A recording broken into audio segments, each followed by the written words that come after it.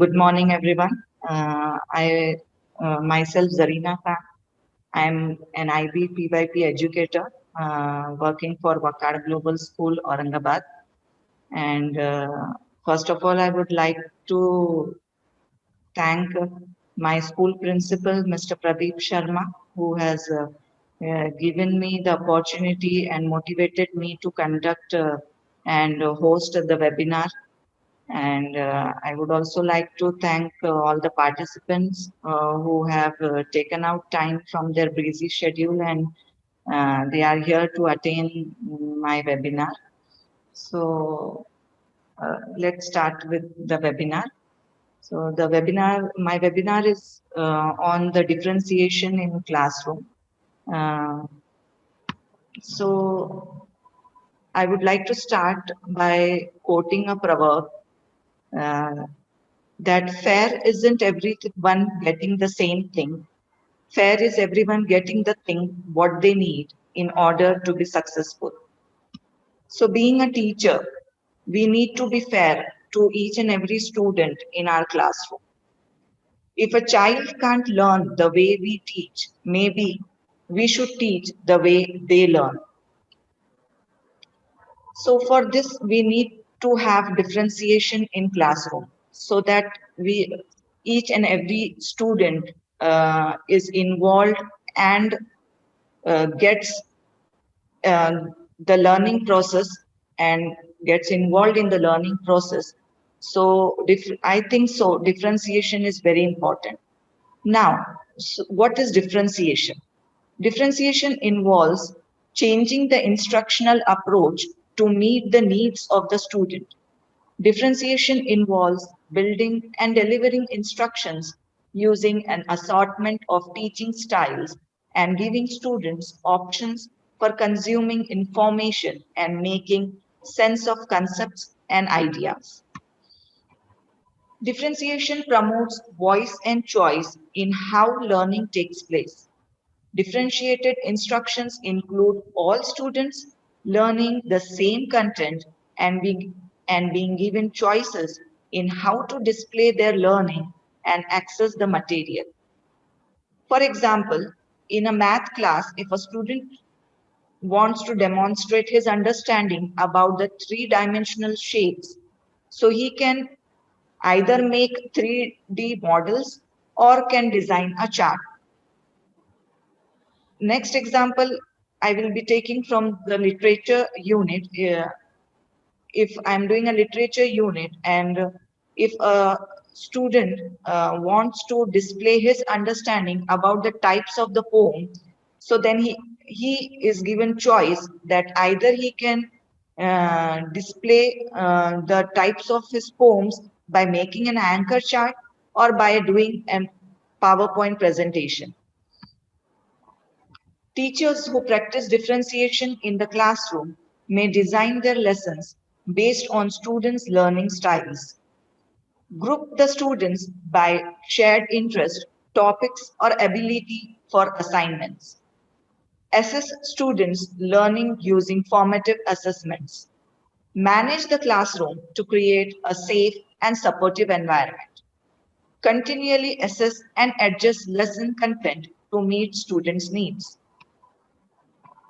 Now, as we are talking about the differentiated instructions, it is not that differentiated instructions are being done or are being followed by teachers only in the present days, but differentiated instructions have a long history.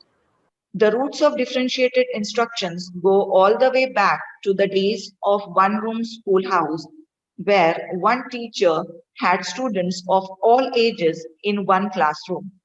As the educational system transitionized, transitioned to grading schools, it was assumed that children of same age learned similarly.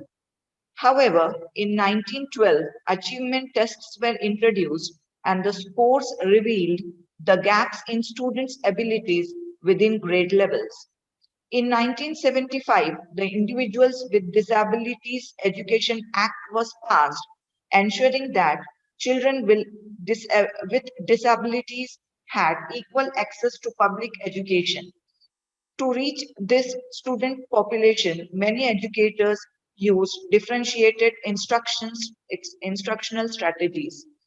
Then came the passage of No Child Left Behind in 2000, which further encouraged differentiated and skill-based instructions. So now the another thing is how to differentiate the instructions in the classroom. So there are four ways in which a teacher can differentiate her instructions. Either she can follow content, process, project, or learning environment according to the readiness, interest, and the learning profile of student characteristics. Now we will be seeing each way in detail. So first is the content. Some students in your class may be completely unfamiliar with the concepts in a lesson, or else there will be some students that have partial mastery over the content. And there will be some students which are already familiar with the content before the lesson begins. Now, what you could do is you can differentiate the content by designing the activities for the group of students that cover various levels of Bloom's taxonomy. As I hope that everyone is aware about Bloom's taxonomy, which involves the classification of the levels of intellectual behavior, going from lower order thinking skills to the higher order thinking skills. So there are 6 levels like remembering, understanding, applying, analyzing, evaluating, and creating. Students who are unfamiliar with a lesson could be required to complete the task on the lower level, like remembering and understanding. Students with some mastery could be asked to apply and analyze the content, and students who are at a higher level of mastery could be asked to complete the task in the areas of uh, evaluating and creating. So here are the examples of how to differentiate the activities. You can differentiate the activities by you can be using reading buddies, meeting with small groups to reteach an idea or a skill for struggling learners, or to extend the thinking skills or skills of advanced learners. So when you will go to a particular group and you will uh, interact with them one on one, it will be really helpful for the students, for both the students who are at a lower level and who are at a higher level. Match vocabulary words to definitions. Read a passage of text and answers related questions. Think of a situation that happened to a character in the story and different outcome. Differentiate fact from opinion in the story. Identify an author's position and provide evidence to support this viewpoint. And next is that you can summarize, ask the students to summarize the lessons. Next is next way in which we can differentiate is the process. Each student has a preferred learning style, and successful differentiation includes delivering the material to each style. As we all know that some students are visual, some are auditory, some are kinesthetic and through words. So this process related methods also address the fact that not all students require the same amount of support from the teachers, and students could choose to work in pairs, in small groups, or they can also choose to work individually. Like we all know that some children will not be okay when they are working in groups. They would like to work in individually. And while some students uh, may be benefited from one-on-one interaction with you or the classroom aid, others may be able to progress by themselves. Teachers can enhance students' learning by offering support based on individual needs. So here are some of the examples of differentiating, how to differentiate when in the process. Like you can provide the textbooks for the visual and the word learners. For the auditory learners, you can provide them the audio books through which they can listen. Uh, so, give kinesthetic learners the opportunity to complete an interactive assignment online, providing interest centers that encourage students to explore subsets of the class topic and particular interest to them, offering manipulatives or other hand-on supports for students who need them, varying the length of the time a student may take to complete a task in order to provide additional support for a struggling learner or to encourage an advanced learner to pursue a topic in a greater depth. As we all know that each and every student has his own working style, and every student, whatever task you are giving to them, each and every student will not complete it in the given time. Some students will require more time, and there will be some students which are on a higher level of understanding, they will complete the task within minutes. So accordingly you have to vary the length of the time that you will be giving for the students to complete the task. Next way of differentiating in the class is the product. The product is what the student creates at the end of the lesson to demonstrate the mastery of the content. This can be in the form of the tests, projects, reports, or other activities. You can also assign students to complete activities that shows mastery of an educational concept in a way the student prefers based on the learning style of the student. Here are some of the examples of how to differentiate the classroom by using the end product. You can allow students by giving them options that how they want to express their learning. For example, students can create a puppet show, or they can write a letter or develop a mural with labels. The read and write learners can write a book report. If they are reading a book, they can express their understanding by writing a book report. Visual learners can create a graphic organizer of a story. Auditory learners can give an oral report. Kinesthetic learners can build a diorama illustrating the story. Uh, you can also allow students to work alone or in groups on their products. Means here you can, when students are presenting their learning, their understanding, you can also give them option if they want to work alone or if they would like to work in groups. The last and the fourth way of differentiating in the classroom is the learning environment, which is also a very important way uh, when we are doing differentiation in the classroom.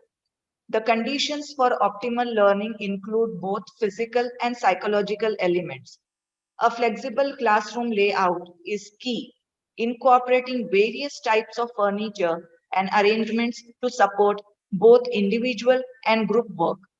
Psychologically speaking, teachers should use classroom management techniques that support a safe and supportive learning environment. So here are some of the examples of differentiating the environment. Uh, you have to make sure that there are places in the classroom to work quietly and without distraction, as well as there should be the place that invites student collaboration, where the students will be working collaboratively. Then you have to ensure that you provide materials that reflect a variety of cultures and home settings.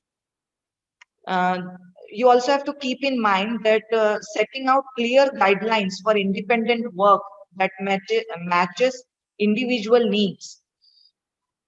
You can also develop routines that allow students to get help when teachers are busy with other students and cannot help them immediately. Helping students understand that some learners need to move around to learn while others do better sitting quietly. So you have to make your students aware that if in your classroom there is any student uh, who is not able to sit at one place and learn, so you should make other students aware that he is such type of student, and the other students uh, should not object if wants to roam around in the class during his learning process. So that thing we have to keep in mind. Now, as we are talking about the differentiation in classroom, why giving a stress on differentiation is because of the advantages. So there are many advantages of differentiating in the classroom. Research shows that differentiated instructions is effective for high ability students as well as students with mild to severe disabilities. When students are given more options on how they can learn material, they take on more responsibilities for their own learning. And when students become responsible for their own learning, then the learning process becomes very easy. It will be easy for teacher as well as the student. Students appear to be more engaged in learning, and there are reportedly fewer discipline problems in the classroom where teachers provide differentiated lessons.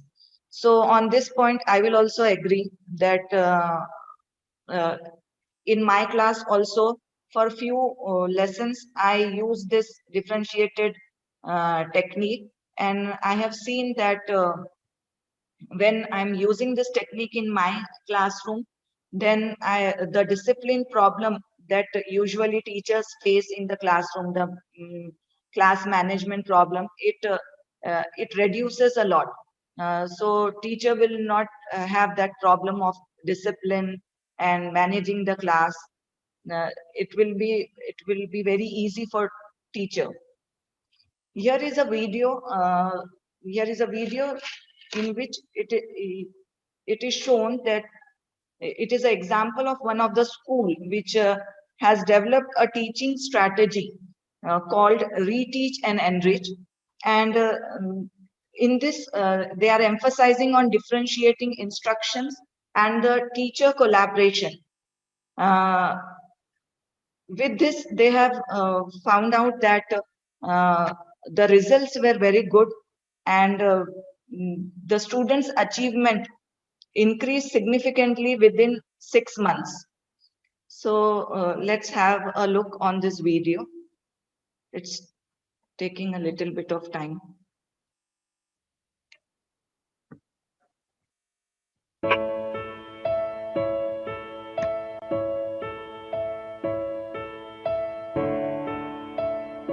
My name is Connie Erickson.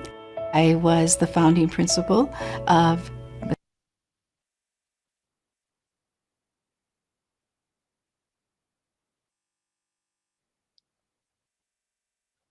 Mesquite Elementary. I began my teaching career here in Vail at Acacia Elementary, and I was there for about 4 years. I thought, oh, if I could do my dream school, what would I do? And then when I was asked to be the planning principal for this school and help plan it, I was thinking, you know, what can we do different? What can we do to really help children?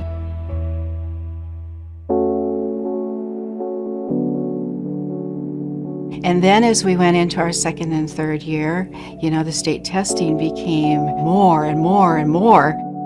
When the test scores came in, we just, you know, were really, really devastated to see that, say for instance, at 5th grade, I remember we were like in the 39th percentile in math. You know, you think you're teaching and that you're doing a good job, but then when we see that, we knew that something had to change.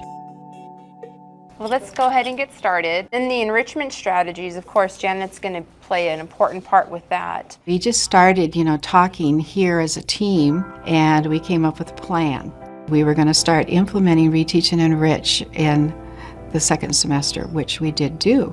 When the new system came and we started all collaborating, the tracks were gone, the collaboration was occurring, the sharing of ideas. So there's been this great collaboration piece where we all really help each other.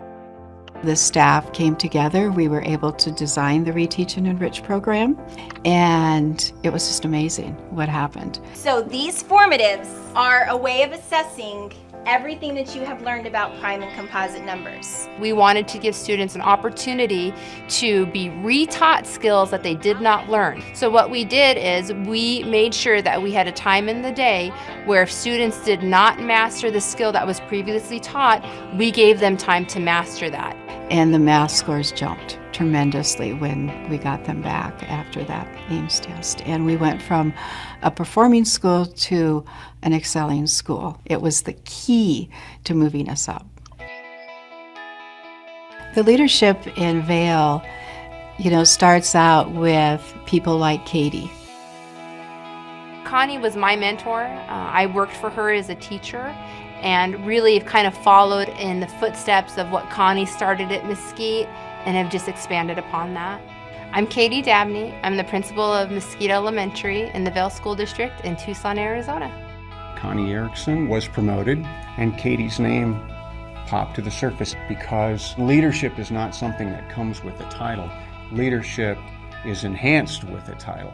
We're a team in the Vail School District, and just as our teachers collaborate and work together and share ideas, we do that at a district level. I really believe that it's exciting to be a part of something successful. And I can go home every night and know that we have positively impacted the life of a child, and that what we're doing the best that we can for kids. And so that helps me go to sleep at night, but it's also what gets me up in the morning.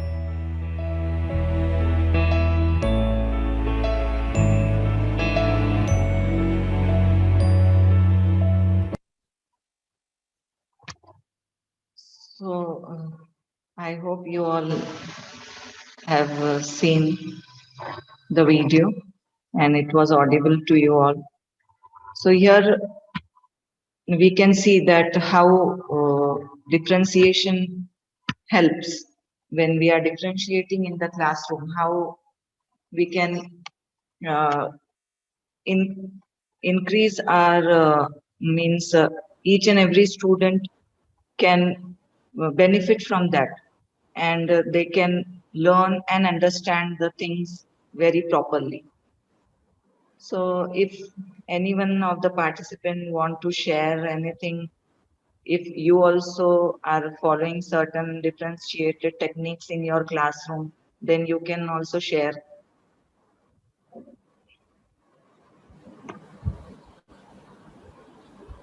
Yes. Okay. How do you find it during the virtual learning? Because I find it little challenging to bring Me too. differentiation. In the starting, I was also finding it little bit challenging, but now what as the since 1 year, it's been near about 1 year we are doing virtual classes. So now I know that which student need what support. So here what I will be doing if I'm taking I'm a grade 3 teacher. So when I'm teaching them addition, right now I'm teaching them addition. So I know that which student is at which level. So the students, those who are at higher level, I will give them the task, and then they will be doing. Task means I have designed worksheets for them. I have divided my class into 4 groups, depending on their levels in the math, and depending on that, I have designed worksheets for them. So those worksheets I will be providing them. The higher level students will be getting the worksheets which are a little bit challenging, like they will involve the addition sums which are having a 3-step addition, or story sums based on addition. So they will be doing that worksheets. Then the students, those who are at a lower level, means who cannot do three-step addition and all. So they will be given the simple addition sums, which will be having carry forward and all. Then the students who are at very low level, means they even face problem in doing the basic addition, basic uh, steps involved in addition. So for them, I have designed the worksheets which will involve a single digit addition with no carry forward. Then I will gradually I will be increasing uh, the complexity of the worksheet. Means first they will be getting the worksheets of the lower level where they will be having only single digit addition. Then they will get the two-digit addition sums. Then after that, they will be getting the addition sums which involve carry forward in this way. Uh, yes, when as we are working virtually and we are taking classes virtually, it is little bit difficult to do this. The same thing I was doing it last year also when children used to come physically to school. That time I did not face any issue because at that time also I was having four groups. I divided my students into four groups, especially for the math. And those four group students were having separate sitting areas, and they would be working together in the groups, and they would be solving the sums. They were also challenging, giving each other peer challenges where they were challenging their friends by giving, they were creating their own addition problems, story sums, and they were challenging their peers to solve it. Uh, Same thing I'm trying to do it in the virtual class as well. But yes, it is little bit time consuming as we have only 40 minutes class time. In that, it is not possible. Sometimes I have to exceed my timings of the classes, or I will have to take an extra class for the students who means who are little bit at a lower level. So in this way, I'm trying to do it. Are you following any of the differentiated technique in your classroom? Okay, I am an early years teacher, so I'm dealing Okay, with kindergarten. okay, So, as such, now they are just now introduced to the symbols, and they are learning about the letters and the alphabet and numbers. We go yeah, in with the one-on-one sessions. So yeah, because we don't want to. I mean, we have a group session like for 40 minutes, like how you have. But yeah, apart from that, if they need any guidance, we go with one-on-one sessions in the afternoon based on their need. yeah, So, yeah. Yeah, same. We also, I also have two students who are at a very lower level of their understanding. Uh, so I have to take one-on-one classes for them sometimes, not always, but sometimes when they are not clear with any of the concepts, then I have to take one-on-one session with them. So I hope my webinar was useful for you all, and thank you for joining. I'm hosting one more webinar. Uh, I'm hosting one more webinar at 12:30 today. So I request you all to join for the same. Uh, okay, then thank you. Thank you very much for attending. Uh, it was a pleasure hosting the webinar. Thank you. thank you so